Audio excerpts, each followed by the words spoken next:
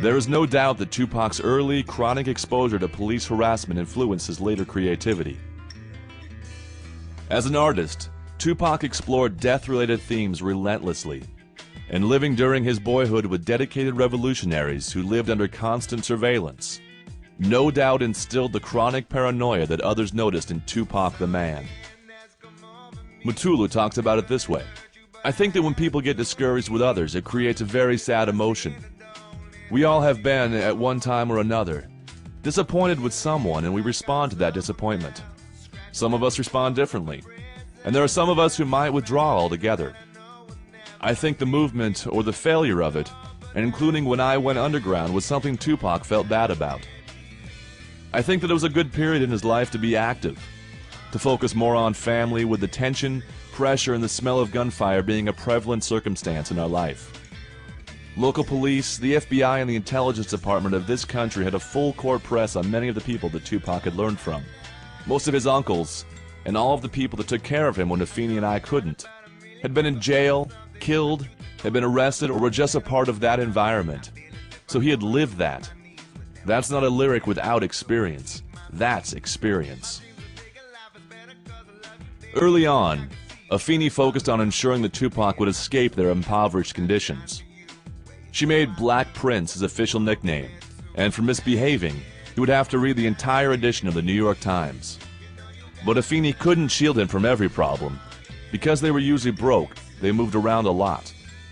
Tupac, his mom, and his half-sister Sechwa moved from the Bronx to Harlem and through a series of homeless shelters. The future rap icon moved around so much that he wasn't really from anywhere. Tupac's lack of a permanent home, coupled with the politically violent world around him, hindered Tupac's social skills. The superstar figure who many would later imitate felt like he didn't fit in anywhere, and the mystery of who his real father was only added to his feelings of isolation. Tupac was 5 years old when he met his father, Billy Garland, but they never had a significant relationship. And over time, Tupac's fatherlessness wore him down. He felt unmanly, and when his cousins teased him that his face looked girlish, it hurt. Recently, Jamil Hassan, one of Tupac's friends from those days, recounted the time he spent with Pac when the two of them were shorties. Currently a rapper with the Black Panther Fugitives, a positive-themed rap group, Jamil lived for a number of years in Pac's household in New York.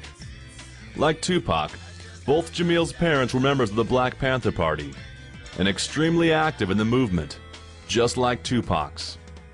Jamil's father sang with the Panther group, The Lumpin'. When Jamil's parents split, Jamil and his mother landed in New York, where she was friends with Afeni. Jamil remembers it this way: "Back in '80, that's when me and Pac were going to Black Liberation Army rallies. I was on the congas and Pac would be up there reciting poetry like he was Langston Hughes or some shit. We were real revolutionaries then. While our partners was at arcades, fairs, and the movies doing kid shit, we was on stage in front of thousands of people, not even tripping off the ramifications of what we were doing. All we knew was that we had to free Uncle So-and-so, that was our mama's friend, someone who frequented our house or family. Back in those days, it was going down for real." Right around that time, me and Pac was starting to feel our nuts, so to speak. When our parents were away fighting cases, which they always were, we was out doing wild shit, like robbing liquor stores. We stayed in Manhattan. When Tupac's mother was at work, we would go to Afeni's sister's, Pac's Aunt Jean's house in the Bronx. Or else we'd go to Gaddafi's mom, Yasmin Fula's house in Brooklyn. Everybody was in the projects in the late 70s, early 80s. Pac's cousins from his mom's side, Billy and them, used to torment us. They would put in hot sauce in our noses when we were asleep. Once they made Tupac jump out of a 12-foot window into a 6-foot pool.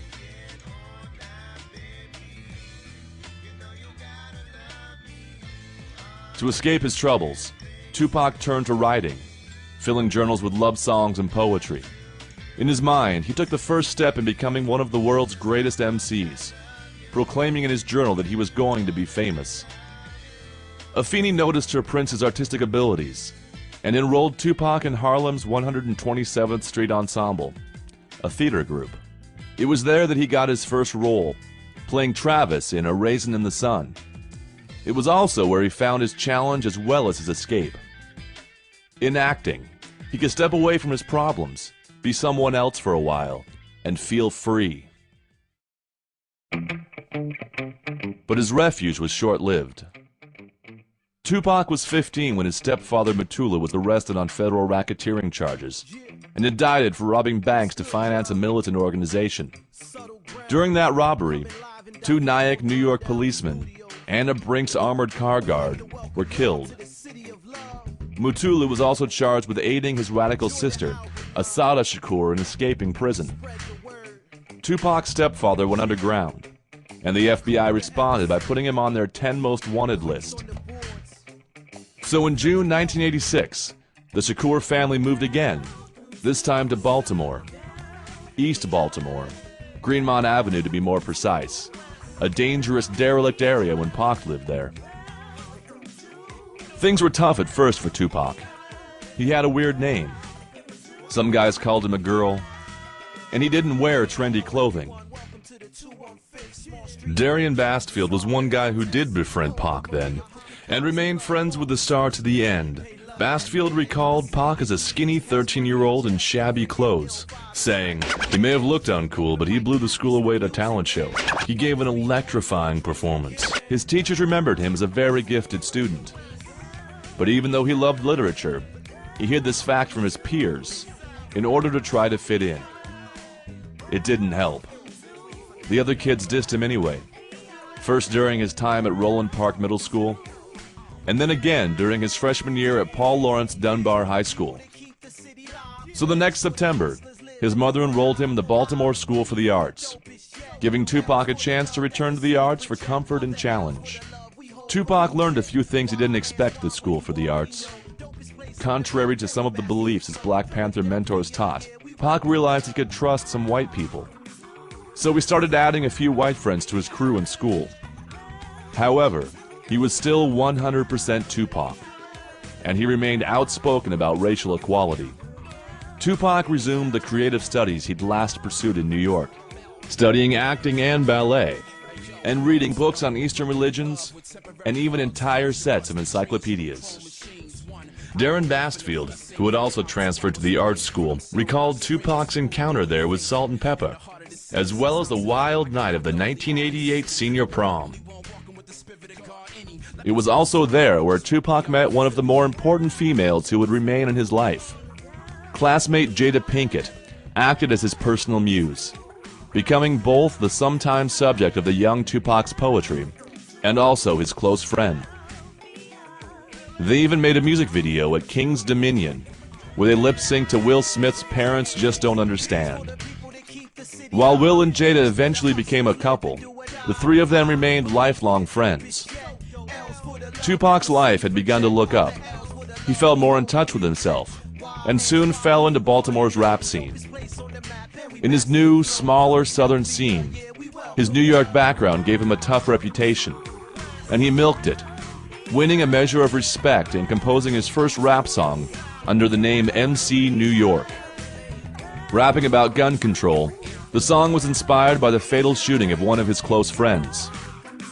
How much of his tough guy image was acting? Circumstances would test that question soon enough. Hindered by her burgeoning drug addiction, as well as her Panther resume, Afeni had trouble finding work. So, before Tupac could finish high school, his family fled again, to live with a friend in Marine City, California, a city nicknamed the Jungle. Not far from Oakland, and just a stone's throw from Berkeley, the Panthers' birthplace.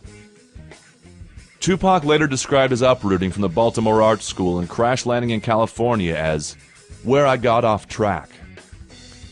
Hassled occasionally for playing loud music, he showed contempt for law enforcement when it showed up, but he didn't look for trouble. His family life in chaos, Shakur drifted into Oakland street gang life, moving in with a neighbor and selling drugs, and managed to accumulate a criminal record with 8 arrests by the start of his 20s. However, despite dealing drugs in Marine City, Tupac had no actual criminal record before his recording career.